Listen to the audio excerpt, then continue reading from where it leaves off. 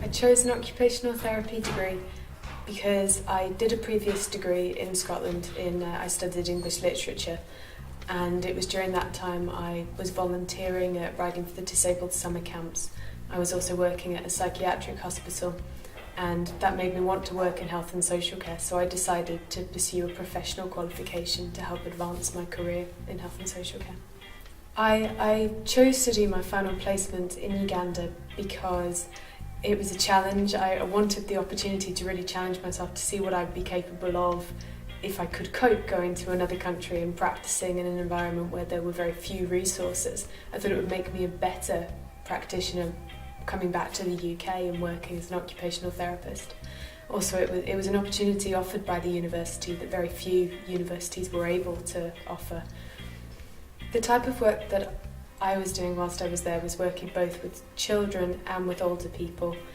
It was a sort of rehabilitation centre for nuns who had physical disabilities and were no longer able to work actively in the community, and also for children with special educational needs.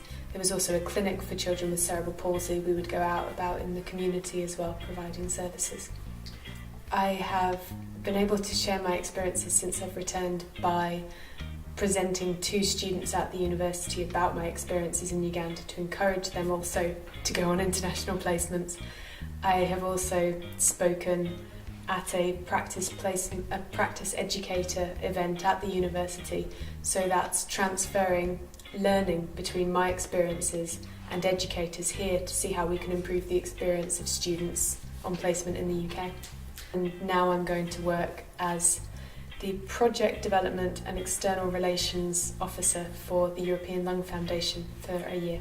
I will be managing their EU projects, a lot of work in between patient organisations and advisory organisations, working with professionals to make sure that information is disseminated, that research dissemination is maintained, it's updated, it's current, and to make sure that everybody is communicating successfully. Also setting up World Spirometry Day and organising a patient ambassador scheme.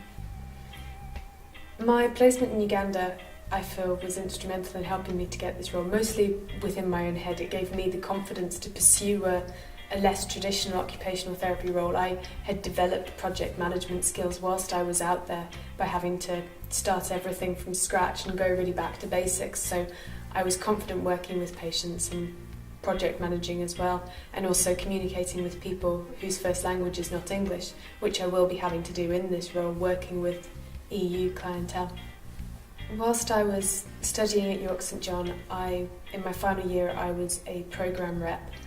I have also done the presenting about my experiences in Uganda to other students, and I was involved in the Student Researcher Conference. I think that anything extra that you can do on top of your degree is very beneficial in helping you to stand out when you're applying for jobs, because it's such a competitive graduate marketplace. All of these experiences helped boost my confidence with presenting and also with preparing, with planning, with managing my time and being very disciplined as well. I think that all of that has helped me to get a job that is less traditional but is within health promotion.